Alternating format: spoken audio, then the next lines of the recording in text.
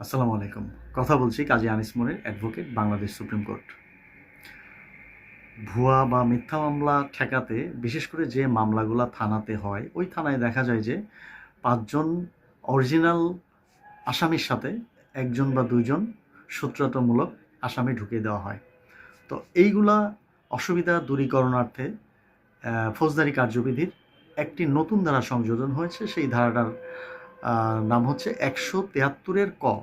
১৭৩ ক ধারায় বলা হয়েছে, ফৌজদারি কার্যবিধিতে যখন তদন্তকারী কর্মকর্তা তদন্ত শুরু করবে, তদন্ত শুরু করার আগে যেটা ছিল, তদন্ত শুরু থেকে শেষ পর্যন্ত সম্পূর্ণ করার পরে বিজ্ঞ আদালতে চার্জশিট দাখিল করবে। কিন্তু এখন সেটা নয়। এখন হচ্ছে, যদি এরকম কোনো প্রশ্ন উত্থাপিত হয় যে ২ জন আসামি নিরপরাধ, তাদেরকে শত্রুতামূলক এই মামলায় অন্তর্ভুক্ত করা হয়েছে, তখন ওই আসামিদেরকে তদন্তকারী কর্মকর্তা তদন্ত করে যদি দেখা যায় সত্যিকারে সে এই মামলার সঙ্গে সম্পৃক্ত নয়, জড়িত নয়, তাহলে তদন্তকারী কর্মকর্তা মূল চার্জশিট বিজ্ঞ আদালতে দাখিল করার আগেই ১৭৩ ক ধারা অনুযায়ী ওই ২ জনকে, নিরপরাধ ব্যক্তিকে, নির্দোষ, এই মামলার সাথে জড়িত নয় মর্মে একটি রিপোর্ট বিজ্ঞ আদালতে প্রদান করতে পারে এবং তাদেরকে এই মামলা থেকে অব্যাহতি দিতে পারে।